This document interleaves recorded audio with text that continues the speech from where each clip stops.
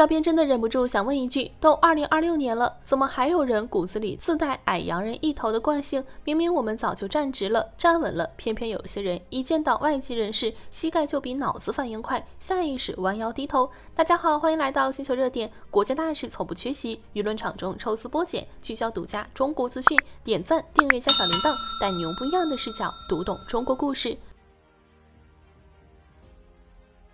事情发生在7月30号。奥德赛北京首映礼本来就是一场常规的商业宣传活动，流程特别简单，无非就是外国主创来华宣传新电影，主办方安排采访互动，双方客套寒暄，互相捧场，走个流程就结束，压根没什么特殊难度。结果就是这么一场普通活动，上海外语频道主持人陈璇的一个动作，直接引爆全网争议。面对诺兰等一众身体健康、站姿挺拔的好莱坞主创，这位主持人没有保持正常平视站姿，而是双腿大幅弯曲，整个人半蹲下沉，身体大幅前倾，臀部后撅，把话筒主动凑到外籍嘉宾胸口位置。这画面真的刺眼到极致，外国嘉宾笔直站立，居高临下，我们的本土主持人半蹲仰视，姿态卑微，隔着屏幕都能感受到那种不对等的局促感。很多网友调侃，不知道的还以为是医护人员俯身检查，压根看不出是正规舞台采访，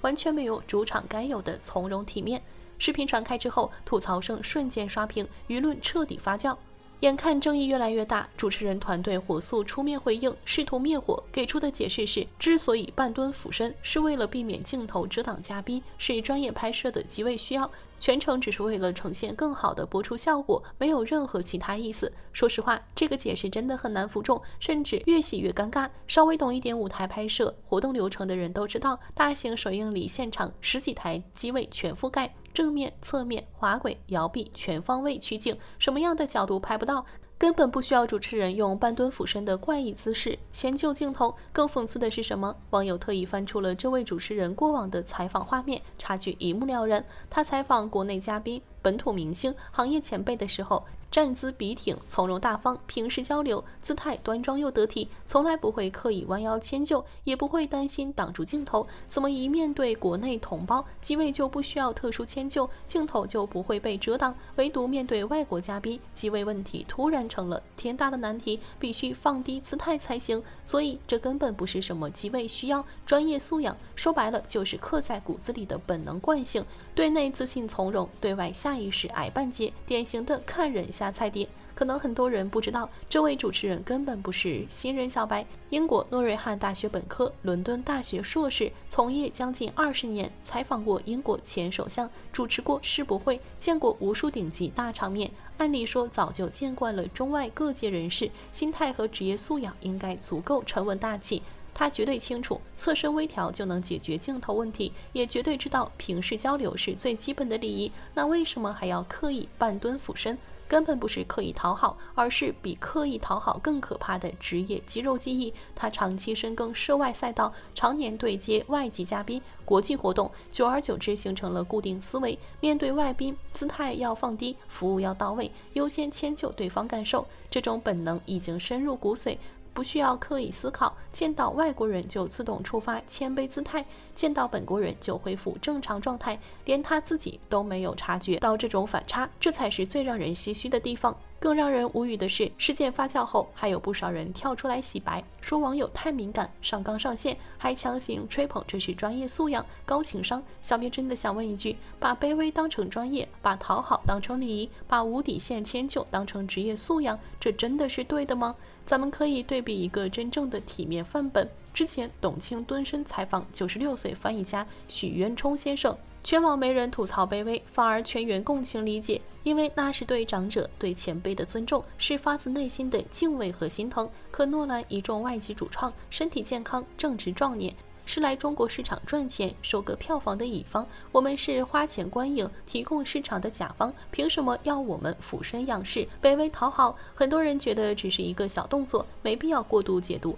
但真的至于，因为这不是单一动作的问题，是心态、姿态、风骨的问题。几十年前，我们国力薄弱，受尽欺凌，国人见到洋人自卑胆怯，是时代局限。可现在都2026年了，我们的先辈流血牺牲，艰苦奋斗，就是为了让后人挺直腰杆，平视世界。外国主持人采访我们的嘉宾、明星、官员，从来都是不卑不亢，平等对视，他们的膝盖永远挺直。凭什么我们的本土主持人在自家的主场、自己的地盘上要主动弯腰低头？小编想说，虽然小编不认为这位主持人是刻意崇洋媚外、刻意谄媚讨好，但他的职业惯性暴露了一部分人的深层心态。礼仪永远是双向的，热情待客、包容开放，绝不等于丢掉骨气、彻底放弃底线。我们欢迎全世界有人来华交流做客，但主场的主人永远要站直、挺正，平视对方。单方面的迁就换不来尊重，只会换来轻视。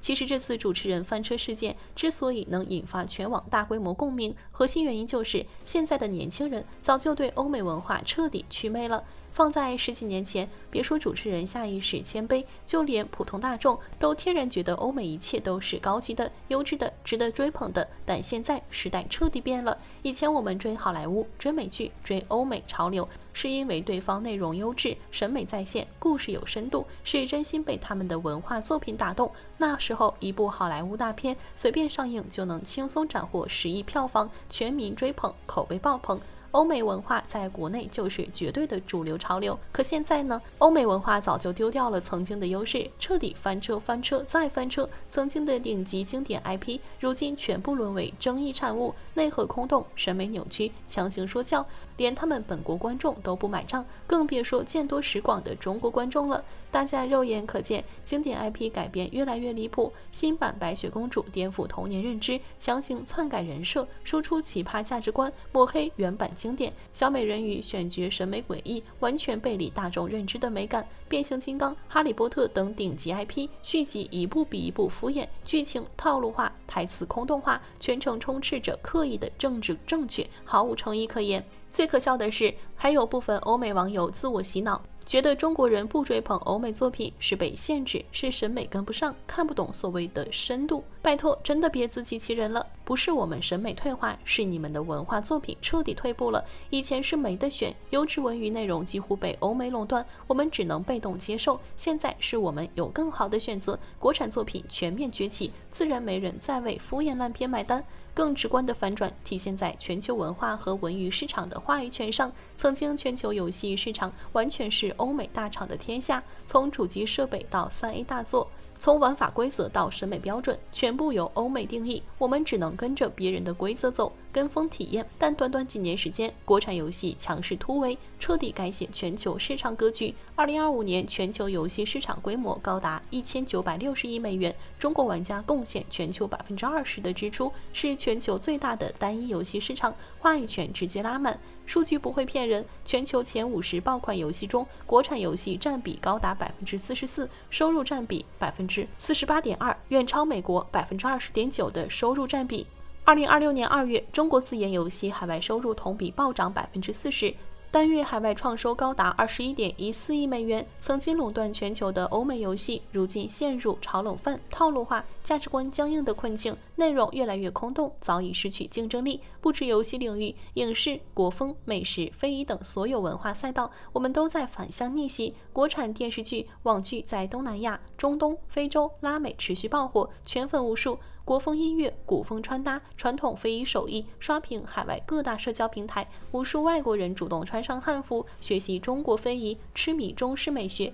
短视频平台覆盖全球150多个国家和地区，成为海外民众最喜欢的内容平台。现在的格局早就彻底反转了，以前是我们拼命追捧欧美文化，觉得外国的月亮更圆，现在是外国人主动痴迷中国文化，主动学习中式审美，接纳中国价值观。我们不再盲目崇拜外来文化，不再下意识觉得欧美人高一等，这种发自内心的文化自信才是最珍贵的改变。所以回到最开始的主持人事件，全网愤怒的核心从来不是针对个人，而是反感那种刻在骨子里的旧式谦卑。时代早就变了，我们的国力、文化、话语权早已站在世界前列。平视世界从来不是一句口号，而是每个中国人该有的姿态。我们可以包容，可以开放，可以谦逊好学，但绝不需要卑微讨好、弯腰迁就，不卑不亢，从容自信，这才是新时代中国人该有的模样。好了，今天的内容到这里就结束了。如果你喜欢小编的影片，还请大家多多点赞转发，让更多的人一起见证中国进步。